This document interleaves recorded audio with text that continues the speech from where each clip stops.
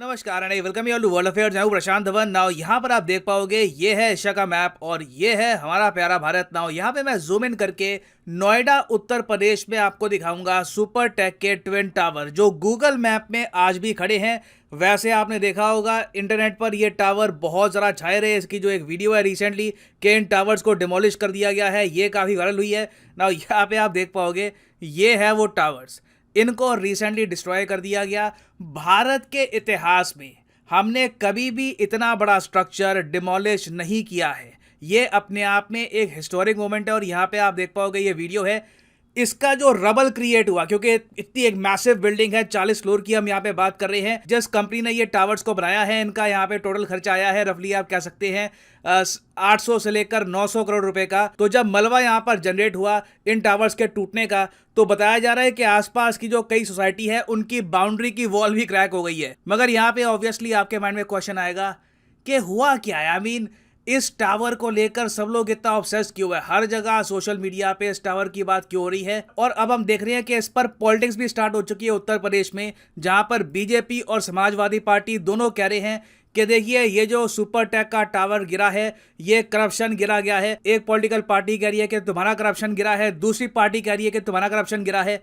तो इस वीडियो में मैं आपको बताऊंगा कि यहाँ पर हुआ क्या है, ये दो ट्विन टावर्स क्यों गिरे गए, बहुत कुछ यहाँ पे आपको जानने को मिलेगा। सबसे पहले मैं यहाँ पे आपको ये बता दूं कि ये सारी प्रॉब्लम शुरू कहाँ से हुई थी। देखिए सबकी शुरुआत हुई थी 2010 से भी पहले, जब सुपर टेक कंपनी ने, आपने सुना होगा सुपर टेक कंपनी के ऑल ओवर इंडिया बहुत सारे प्रोजेक्ट चलते हैं, इनके फ्लैट्स बिकते हैं, एक मेजर कंस्ट्रक्शन कंपनी है, आज भी ये ऑपरेट कर रही है all over north India primarily. तो इन लोगों ने सोचा कि नोएडा में ना हम लोग Supertech Emerald Court housing society बनाएंगे। आपको पता होगा आज के समय बहुत ही कॉमन हो गया है, एक बड़ी कंपनी बड़ा प्लॉट ऑफ लैंड परचेज करती है, वहां पे फ्लैट्स बनाती है, लोगों को बेचती है, रियल एस्टेट का बिजनेस है, इट इज़ वेरी कॉमन। तो इस कंपनी ने इनिशियली लोगों को ये कहा कि आप ये जो फ्लैट्स हैं यहाँ पर परचेज कर लीजिए, 14 टावर यहाँ पे हम बनाएंगे और इन 14 टावर्स के 9 फ्लोर होंगे, बीच में गार्डन्स भी होंगे। ये कहकर कई लोगों ने यहाँ पर बुकिंग करवा ली। अब बीच में क्या हुआ, कुछ सालों के बाद अचानक से प्लान चेंज हो गया कंस्ट्रक्शन का और बिल्डर जो है यहाँ पर उसको ये अनुमति दे दी गई कि आप 40 फ्लोर्स के टावर्स बनवा सकते हैं, ट्विन टावर्स यहाँ पे बनवा सकते हैं।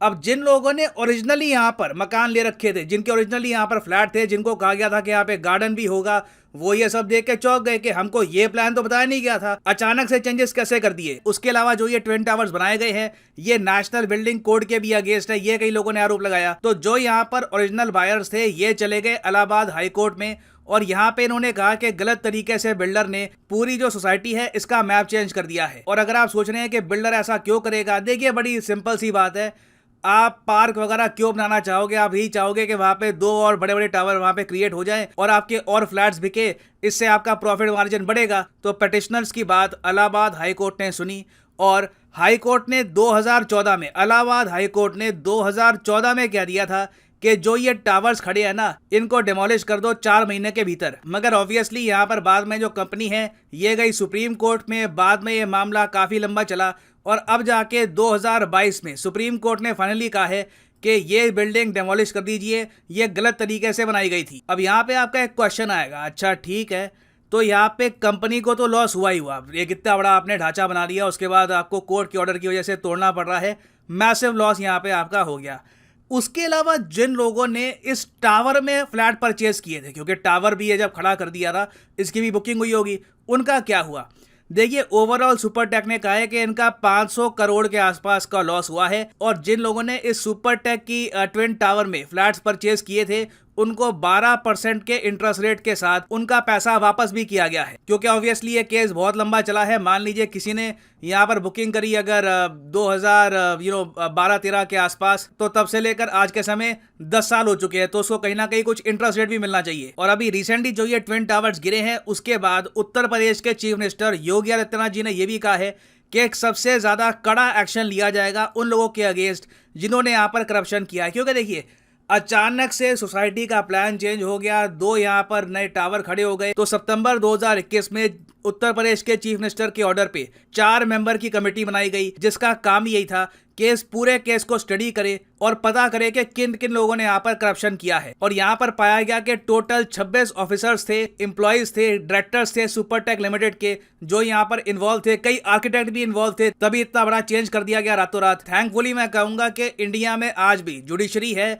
लोगों के पास जुडिशरी की ऑप्शन है, और इवेंचुअली, चाहे टाइम लगा है, बहुत टाइम लगा है, eventually people got their justice. और जो ये गलत तरीके से टावर खड़े हो गए थे, इनको डिमोलिश भी किया गया है। हम अगर ऑब्वियसली, सिंस ये एक हाई प्रोफाइल केस है, तो यहाँ पे जो उत्तर प्रदेश में 2 मेन पॉलिटिकल पार्टीज हैं, बीजेपी और समाजवादी पार्टी, ये एक दूसरे पे आरोप लगा रहे हैं कि ये बिल्डिंग ऑफ करप्शन गिराई गई है। और बीजेपी कह रही है कि करप्शन समाजवादी पार्टी के टाइम में हुआ था, कि इनको इजाजत मिल गई यहाँ पर कंपनी को। उसके अलावा कई आर्किटेक्ट्स जो यहाँ पर ऑफिसर्स थे, सब लोग बिक गए, एक गलत तरीके से स्ट्रक्चर खड़ा कर दिया गया। और इवन उत्तर प्रदेश के जो डेप्यूटी चीफ मिनिस्टर हैं केशव प्रसाद मौर्य, इन्होंने ये कहा है कि ट्विन टावर एक प्रूफ है of corruption under Akhilesh Yadav. Now Samajwadi party की तरफ से जो स्टेटमेंट आई है अलग है। समाजवादी पार्टी की तरफ से यह कहा जा रहा है कि सुपरटेक कंपनी जरा करीब है बीजेपी के, इनके हिसाब से सुपरटेक ने डोनेशंस दी है बीजेपी को, तो सारी जिम्मेदारी जो है इस पूरे इशू की, ये आती है बीजेपी की तरफ।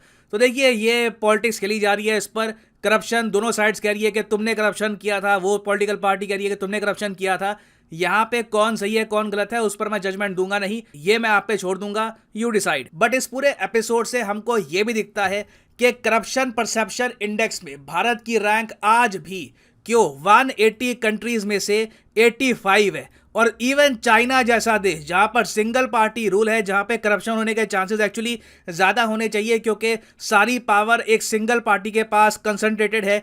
चाइना की रैंक भी आप अगर देखो तो करप्शन परसेप्शन इंडेक्स में आपको 66 के आसपास मिलेगी। और मैं आपको ये बता दूं, जो ये ट्विन टावर वाला केस है, नोएडा ट्विन टावर वाला केस, आज के समय दुनिया भर में डिस्कस किया जा रहा है। और आप समझ सकते हैं कि इंडिया के लिए कितना इंपॉर्टेंट है कि जो लोग भी यहाँ पर करप्शन कर रहे थे, उनके खिलाफ हम कड़ा एक्शन ले, क्योंकि ये इंडिया की इमेज का भी सवाल है। ऑलरेडी आप देख रहे हो कि इंडिया के रियल एस्टेट सेक्टर में बाहर की जो कंपनियां हैं वो भी निवेश कर रही है। हम भी चाहेंगे कि बाहर की कंपनी यहाँ पर आए, बट उसके लिए बहुत ही इंपॉर्टेंट है कि जो रियल एस्टेट सेक्टर है वहां पे करप्शन हम रिमूव करें, सब कुछ ट्रांसपेरेंट तरीके से हो, ना बायर को नुकसान हो, ना ऑफ कोर्स सेलर को भी नुकसान हो। तो ये है बहुत ही सिंपल लैंग्वेज में ये सारा केस, क्यों 12 सेकंड में ये जो 100 मीटर लंबे ट्विन टावर्स हैं इनको गिरा दिया गया। और फाइनली यहाँ पे मैं आपसे एक क्वेश्चन भी पूछूंगा, जिसका आंसर मैं आपको दूंगा नहीं, इसका आंसर आप सब लोग दोगे कमेंट सेक्शन में।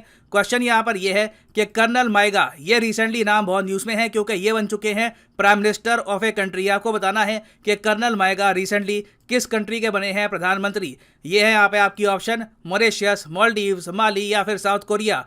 कमेंट सेक्शन में सब लोग करो आंसर। जो लोग सही आंसर देंगे उनकी कमेंट को मैं हार्ट दे दूंगा, ताकि बाकी लोग भी समझ पाएं कि सही आंसर क्या है। और फाइनली यहाँ पर मैं ये भी ऐड कर दूं कि लाइफ में अगर आप एक बार प्रॉपरली यूपीएससी एग्जाम की तैयारी करना चाहते हैं, किसी भी एग्जाम की तैयारी करना चाहते हैं, चाहे आईआईटी हो, बैंक हो, तो सिंपली जाइए कमेंट सेक्शन में। कमेंट सेक्शन में आपको मिलेगी ये पिंड कमेंट, और यहाँ पे आप परचेज कर सकते हैं the course of your choice. For example, let's say आप प्रिपेयर कर रहे हैं फॉर यूपीएससी, क्लिक करिए यूपीएससी पर, और यहाँ पे आपके सामने खुल जाएगा ये पेज, और यहाँ पे आप परचेज कर पाएंगे UPSC course for 36 month as well. अगर मान लीजिए आप एक कॉलेज स्टूडेंट हैं, अभी आपके पास टाइम है 2-3 साल का, आराम से यूपीएससी की प्रिपरेशन करनी है, तो 36 महीने का जो कोर्स है ये भी आप कर सकते हैं परचेज। मगर जो प्राइसेस यहाँ पर लिखे हैं ये पे करने की जरूरत नहीं है, सिंपली यहाँ पर कोड यूज करिए PD10 and the prices will start falling. So use the code PD10 and save money. So इसी नोट के साथ ये है वीडियो का अंत। Thank you for listening and as always God bless you all.